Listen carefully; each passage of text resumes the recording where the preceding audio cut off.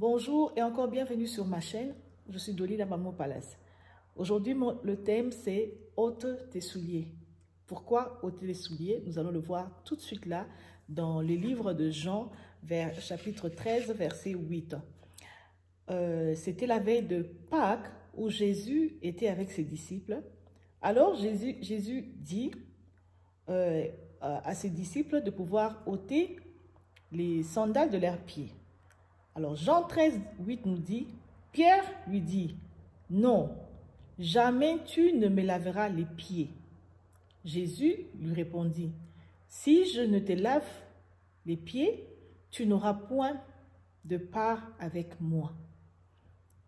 Alors c'était un peu, je trouve que c'était quand même difficile de comprendre pour moi. Le jour de la Pâque de cette année, je me suis dit, ok, je vais laver les enfants les pieds. Je vais faire cette pratique-là de Jésus. Et puis je me suis dit, mais si je fais cela, les enfants me poseront des questions et je n'aurai pas de réponse à donner. Donc ça, c'est dangereux. J'ai abandonné l'idée. Et il y a quelques jours passés, je pense une semaine, en tout cas moins de 2 semaines, j'ai eu à avoir ma réponse. Pendant que j'ai médité l'histoire de Jéricho, alors j'ai eu ma réponse. Dieu m'a répondu sur cela dans Josué 5, verset 15. Josué, après avoir combattu, gagné la bataille contre Jéricho, il était toujours aux environs de Jéricho. Alors, l'ange de l'Éternel lui apparut. Donc, Josué 5, 15 dit, « Et les chefs de l'Éternel, le chef de l'armée de l'Éternel dit à Josué, « Ôte tes souliers de tes pieds, car les lieux sur lesquels tu te tiens est saint. » Et Josué fit ainsi. C'était quand même interpellant. Je dis, mais c'est ce qui s'est passé avec Moïse. Moïse aussi, à la montagne, avec le buisson ardent, c'était la même chose. Exode 3, 5 nous dit, « N'approche pas d'ici, ôte tes souliers de tes pieds, car les lieux sur lesquels tu te tiens est une terre sainte. » Un lieu que Moïse parcourait avec son bétail. Un lieu que Josué passait, ou bien les gens passaient. Chaque fois, cela n'a jamais été un lieu saint. Mais qu'est-ce qui s'est passé pour que ces jours-là, ces lieux-là deviennent des lieux saints? Qu'est-ce qui avait changé? Oui, quelque chose avait changé. Ce qui avait changé, c'était la présence de Dieu était maintenant là. La présence de Dieu était sur ces terres-là. Voilà pourquoi ces terres-là étaient devenues saintes. Jésus aussi a essayé de faire comprendre ça aux apôtres. Ôtez vos sandales pour que je vous lave les pieds. Ôtez les vieux hommes de vos vies pour que je puisse laver vos vies. Nous avons l'habitude de dire que lorsque nous acceptons Jésus, comme la Bible dit, les vieux hommes est passé, toutes choses deviennent nouvelles. Mais oui, les choses deviennent nouvelles, mais comment ces choses-là deviennent nouvelles? Comment est-ce que nous allons devenir de nouvelles créatures si Jésus ne nous lave pas les pieds? Et nous voyons ici avec Pierre, il fallait la permission de Pierre pour que Jésus puisse laver à Pierre les pieds. Pierre avait lavé les sandales, ôté sûrement les sandales. Il devait ôter les sandales, c'était sa part de ôter les sandales. Mais il ne voulait pas que Dieu puisse laver ses pieds. Il ne voulait pas que son maître le lave les pieds. Peut-être que toi et moi, nous avons ôté nos sandales de nos pieds. Nous avons accepté Jésus-Christ. Nous avons abandonné les vieillards à côté. Mais nous ne voulons pas, nous ne laissons pas Jésus nous laver les pieds. Nous ne laissons pas Jésus rendre nos vies saintes, des terres saintes, pour que Dieu puisse poser ses pieds. Lorsque Dieu vient dans la vie de quelqu'un, la vie doit devenir sainte. Est-ce que nos vies reflètent la sainteté? Est-ce que nos vies montrent vraiment que nous sommes des nouvelles créatures? Les choses anciennes sont passées, ou bien nous sommes en train de tirer ça dans nos vies nouvelles. Avons-nous laissé la place à Jésus? Comment pouvons-nous expecter que les paroles, la fidélité de la parole de Dieu s'accomplisse dans nos vies lorsque le vieil homme est encore en nous, lorsque Jésus, nous n'avons pas donné à Jésus l'accès de laver nos pieds. Il nous faut d'abord la volonté, la décision. Je le dis toujours, la vie chrétienne, c'est une vie pratique. C'est une vie qui demande la part de l'homme et la part des dieux. Il ne faut pas que nous puissions mélanger les choses. Ne laissons pas Dieu faire les choses que nous devons faire parce qu'il ne les fera pas. C'est à nous de ôter les vieils hommes, de ôter les sandales de nos pieds, ôter les souliers de nos pieds et Jésus viendra laver nos pieds afin que nous puissions avoir part à lui, avec lui. Il a bien dit à Pierre, si je ne te lave les pieds, tu n'auras pas part avec moi. Est-ce que moi aujourd'hui et toi, nous pouvons dire que nous avons part, nous aurons part avec Jésus? Est-ce que nous nous sommes débarrassés de nos sandales? Est-ce que nous avons laissé Jésus laver nos vies? Est-ce que nous laissons vraiment Jésus laver nos vies? Est-ce que nous laissons Jésus nous aider à vraiment être des nouvelles créatures? Ou nous sommes toujours en train de draguer ces vieils hommes avec nous?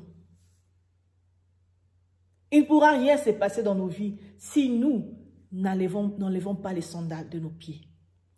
Il ne pourra rien se passer dans nos vies si nous n'acceptons pas que Jésus nous lave les pieds. Rien ne se passera dans nos vies. Nous n'aurons pas part avec Jésus. Alors je voulais juste aujourd'hui fortifier quelqu'un sur ces points-là. La chrétienté, c'est une vie pratique. La présence de Dieu change la nature de la personne. Comme ça changeait la nature de ces terres-là, de la montagne, de Jéricho, disons la ville à côté de Jéricho. La nature de Dieu, la présence de Dieu, pardon, change la nature des choses. Si ta nature n'a pas encore changé, revois si non seulement tu as enlevé tes sandales, mais tu as laissé Jésus laver tes pieds. Les pieds, ça représentait les contacts. C'est les pieds de Moïse et les pieds de Josué qui étaient en contact avec la terre sainte. Ce n'était pas leurs mains, ce n'était pas leur tête. Les pieds représentent la nature, le contact. La nature de l'homme. Être en contact avec la sainteté de Dieu, la présence de Dieu. Dieu n'a pas besoin d'être en contact avec les vieils hommes de notre vie. Il a besoin d'être en contact avec notre nature, la nature qu'il a mis en nous. Et cette nature est voilée par la présence des sandales. Nous devons enlever nos sandales. Personne ne peut laver ses pieds avec ses chaussures. Tu ne peux pas laver tes pieds lorsque tu portes tes chaussures. Et si tu les fais, tes pieds ne vont pas être nettoyés proprement. Tu auras les chaussures pleines d'eau, de quoi, je ne sais quoi encore, mais ça ne va pas laver tes pieds. Dieu a besoin d'être en contact avec notre nature, la nature qu'il a mis en nous, la nature de créer l'homme à notre image.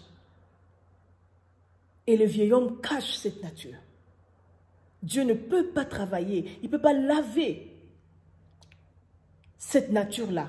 Il ne peut pas être en contact avec le vieil homme parce que lui, il est saint. Il a besoin qu'on se débarrasse de nos sandales, qu'on se débarrasse de ces vieils hommes qui n'est pas saint et que nous puissions lui faire découvrir notre nature sainte qu'il a mis en nous, comme je dis, la nature de la création, afin qu'il puisse laver notre nature et que nous ayons part avec Jésus quand il va revenir. Voyez un peu. Jésus lui-même priait avec les sandales. Pourquoi il ne les avait pas enlevées? Parce que lui-même, il était déjà saint. Il était pur. Les sandales, c'est juste ce qu'il avait fait, c'était une représentation. Il voulait montrer aux disciples la sainteté. Il sait que le Saint-Esprit doit venir agir dans l'homme, mais il a besoin de trouver. Lorsque tu as une nature, disons tu as accepté Jésus, tu sais que tu avais un vieillard dont tu t'es débarrassé, ne te culpabilise plus. Voyez un peu, ne te culpabilise plus. Tu te dis que tu es une nouvelle créature et Jésus est en process.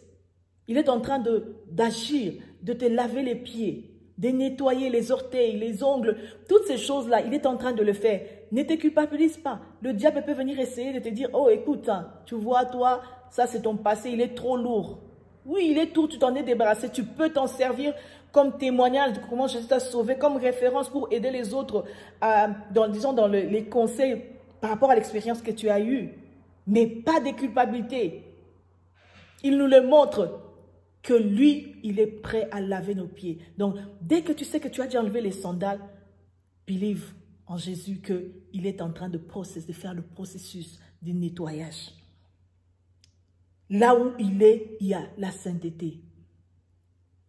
Le vieil homme nous empêche, il empêche que la parole de Dieu soit vie en nous. La fidélité de la parole de Dieu puisse s'accomplir en nous, se manifester. C'est les vieils hommes qui empêchent ça. Nous sommes dans le mensonge, médisance, toutes ces choses-là. Mais c'est les vieils hommes. C'est-à-dire que nous n'avons pas enlevé nos sandales. Peut-être qu'on a enlevé seulement une demi-paire de sandales. Mais Dieu veut que nous puissions enlever nos sandales parce que les lieux sur lesquels nous nous trouvons est un lieu saint. Voilà ce que je voulais partager aujourd'hui avec vous. Et si vous êtes nouveau, je vous demanderai de vous abonner, partager la vidéo. Il y a sûrement quelqu'un qui a besoin d'entendre ça pour se débarrasser de ses sandales. Pas d'une demi-paire, de la paire de ses souliers. Il y a quelqu'un qui doit comprendre que la vie chrétienne, elle est pratique et il y a la part de l'homme à faire. Il faut enlever ses sandales.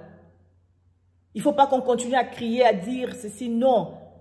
Et surtout, ne pas se décourager lorsque tu te retrouves le vieil âme dit catch up on you. C'est-à-dire que si tu retrouves un trait de ta vieille vie en toi, Jésus a encore le temps d'enlever ça.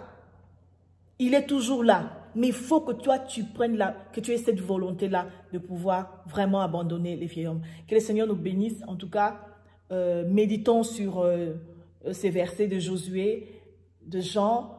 Et puis, n'oublions pas que nous sommes toujours durant la période de cette pandémie de Corona. Donc, nous devons prier, demander à Dieu la miséricorde de Dieu dans le monde. Nous avons vraiment compris les messages, quoi.